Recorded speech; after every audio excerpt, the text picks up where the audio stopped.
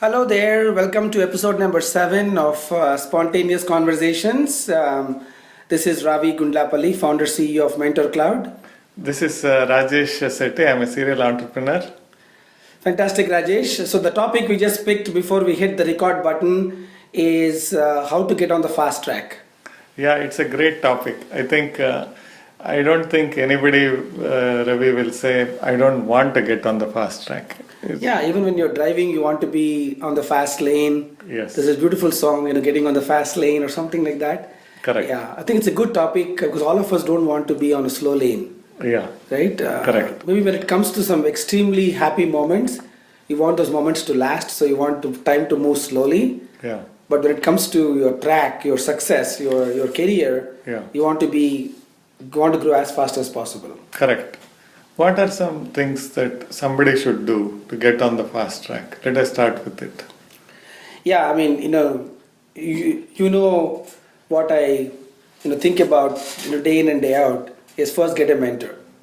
Yeah. For somebody to clear the fog for you, somebody to show what the road ahead is like, where are the twists and the turns and where are the ditches and obstacles. So I think the first thing is you cannot be on a fast track on your own. Correct. You need somebody. Correct.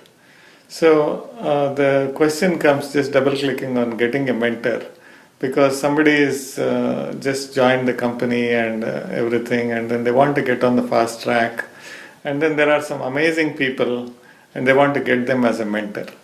But those amazing people have so many requests, like everybody wants them to be a mentor. Now, how do we clear that fog? What do we think they should do? Yeah, in fact, in our previous episodes, we talked about having those enriching conversations.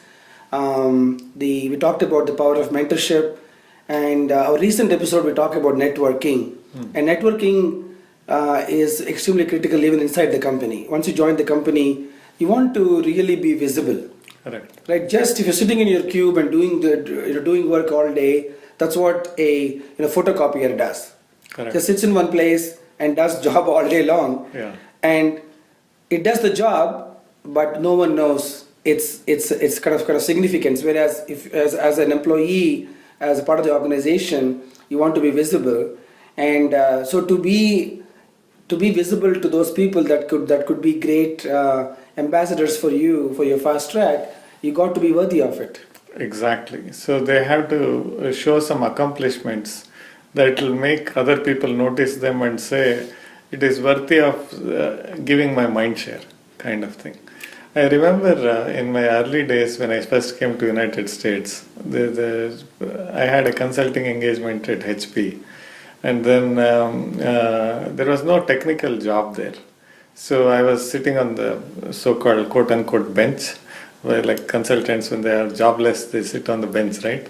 So, and then my boss came and said, Rajesh, there is no technical job, but there is a documentation project. I don't think, you write well and all, but you may not want to do the documentation. But I'm just telling you, there is this job that if you want, you can take it. So I was contemplating myself, should I take it or not take it? And then I just thought, if I don't take it, it's a 6-week job anyway. If I don't take it, then there is no guarantee that I will get a project. So yeah, you're sitting around for 6 weeks. Yeah, sitting there. Then everybody said, don't take it because then people will brand you as a documentation person. And I said, that's a Friday problem. I have a Monday problem. I have to get a job, which is, otherwise I'm not valuable for the company. So I said, I'll take it. That, Ravi, turned out to be the turning point in my growth, because the documentation project happened to be like an implementation checklist for a global rollout of a CRM project. They were rolling out in multiple countries, more than 24 countries, and they have localization problems and everything. So they wanted me to create a 5-page checklist so that they can hand it around. Now, why this was a turning point in my career was because for me to create that checklist, I had to meet with all the managers of all the modules, the key decision makers and everything. So the forced networking. It's a forced networking. So although it looked like a documentation project, and then I started asking questions. What is this? What is the relevance of this? What is the relevance of this in Ireland? Whatever country they were implementing, right? So you had a chance to understand the whole business. The bigger picture. The bigger picture. Rather than even people who were working on the project for more than 6-8 months, they were working on one module. I had the opportunity to understand the whole, because I am preparing the implementation checklist, right? Then I got so fascinated by the project and I started creating, instead of a checklist, I created a cookbook. It was 108 pages. They didn't know that I was creating a cookbook. It wasn't one of what they were expecting you to do. Yeah, and I just did it because it's supposed to be done. And there was a committee with like 60-80 people together, all of them. One day they said, can you bring your checklist to the meeting? I said, how many people are there? I said, 80 people, bring 100 copies, just in case we want to give it.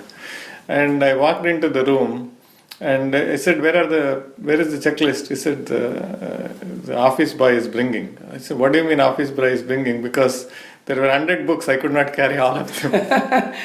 And after that, they started looking at me very differently because they expected something.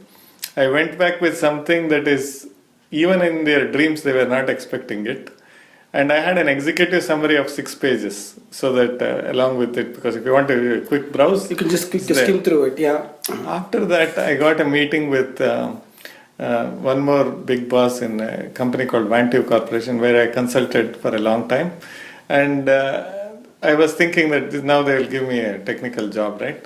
So I heard from HP that you did this, so we want to send you to another project, so Lincoln Telephone Company in Nebraska.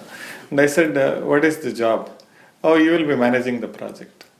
So I came in as a programmer, did a documentation project because they understood the big picture and represented it, and then also was able to manage relationships with all the decision makers. They never looked at me as a programmer beyond that. That's a great story, Rajesh. I think I just want to use the word you use. Let's double click on it. Yeah. I think that open-mindedness. Somebody brought you a project. You had nothing to lose, and one of the most important things in as far as getting on fast track is to have that open-mindedness, because you don't know when a door opens. You can't assume what's on the other side of the door, because what you expect to happen is based on your past experience, which you don't have a whole lot. Correct? So might as well, if you have nothing to lose, have that open-mindedness and then open the door, and the world of possibilities will show up. Whereas many people will think, what will I do with this documentation project? So they will find the way to not to do things, whereas you found reasons to do it with that open-mindedness, with let me go and check it out. I have nothing to do for 6 weeks right now. And that I think is a very important aspect that I'm kind of drawing from it. Yeah, and also first few times people looked at me as a documentation person. And then once they realized the quality of questions I was asking, they became, oh, nobody asked this question like this. Let me tell you and let me show you, give you a demo. After the first meeting, it became very interesting for me because I went to the next meeting and I used to tell them, this is what I learned from that module, the module head. And this is the summary. He said, wow, this is very interesting. I have been here. I didn't know what all they were doing. This is very interesting. So what do you need from me? So the third person, I used to tell them, this is what I learned from that module.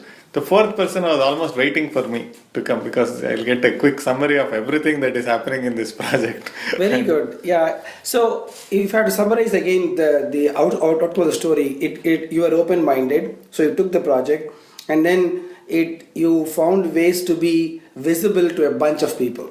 Yeah. Because the other way to be on a fast track is to become visible. People should know. Like if Rajesh became a director tomorrow, everybody should think, oh yeah, of course, that guy deserves it. Yeah. Nobody should question, who is this guy? Yeah. So you were open, you made yourself visible, and you made yourself extremely valuable.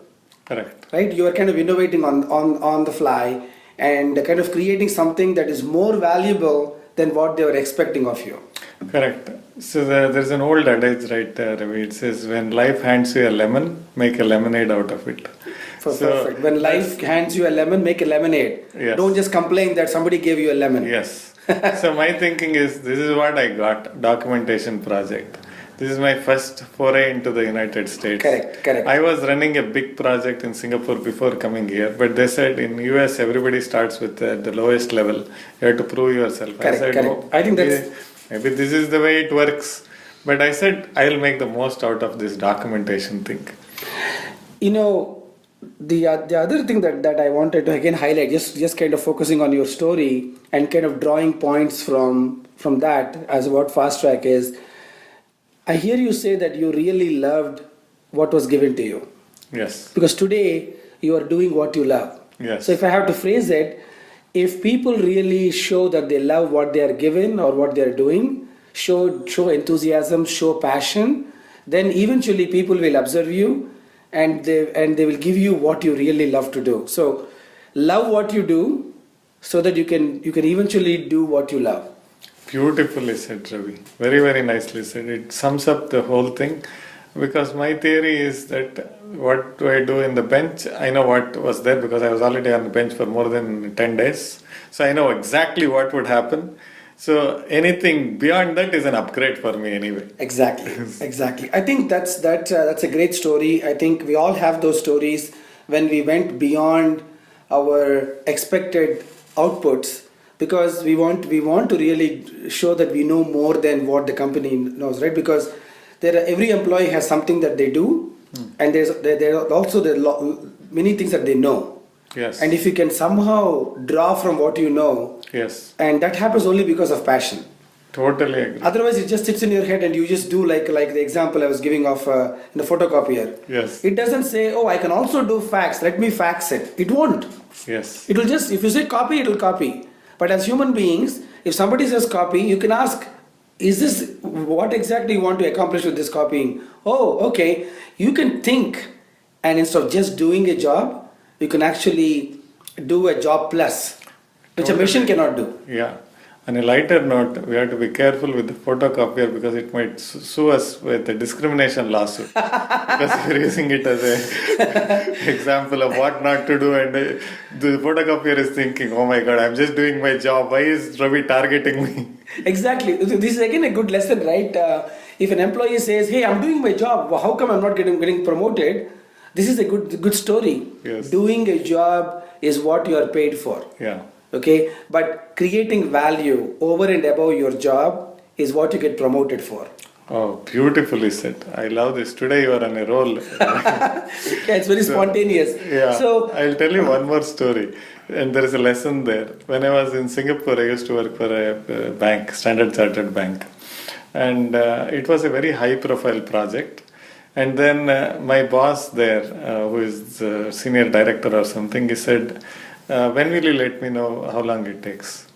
So I said, Friday afternoon I'll let you know. And then I was wanting to have those meetings, but there was some fire, not literally fire, but there was some fire in some emergency situation. I forgot about it. Actually, totally forgot that I was supposed to. So this person was waiting for it. So then he sent me an email saying something needs to be done. I said, oh, I'll work on it. So then I realized, but I had not even started working until Friday evening. So Monday morning he came and told me, do you have I need to get this information, do you have it? I had half written information. Then he called me aside and told me one thing. See, for you, it looks like it's a 4-hour delay. 11 a.m. I have a meeting with the CIO of the bank. Now, I have told him, based on your promise that you will give me on Friday, I have to do some more work on it because I need the budget, because you don't know what it costs. I need the budget. I need the whole weekend to think through it. And then I have a presentation at 11 o'clock. For you, it's 4 hours. For me, it's face saving. Now, I can blame it on you, saying he didn't give it. So, but I look like an idiot because he said you should have thought about it. Yeah. Rajesh is not going to do it. Talk to Ramesh or get something done. Because CIO is not like, okay, no problem, I'll give it to you tomorrow. So what happened? I learned the biggest lesson. Of course, I was ramping up, I did everything. Somehow we saved the meeting. But I learned the biggest lesson because in a big company or any small company, there are always dependencies. Correct. Like there is a chain reaction. It's not like, okay, I'm delaying, no problem. It's only 4 hours. No, that 4 hours translate into 40 hours by the time the end impact happens. So that's why when you mentioned about, always create value, I was always thinking that you have to think through the overall impact of what you are doing. Absolutely. I think you make another interesting lesson for people to get on the fast track, which is make your boss look good. Exactly. Most people try to fight with their bosses. Correct. And here's the statistic that I want to leave this conversation with. We are almost out of time.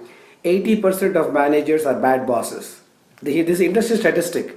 Because we are not trained to be bosses, we are trained to do stuff, and suddenly because we did a bunch of stuff, they make us leaders, and then we don't know how to handle other people. So the most important thing is your manager is there because he or she has done something better than other people.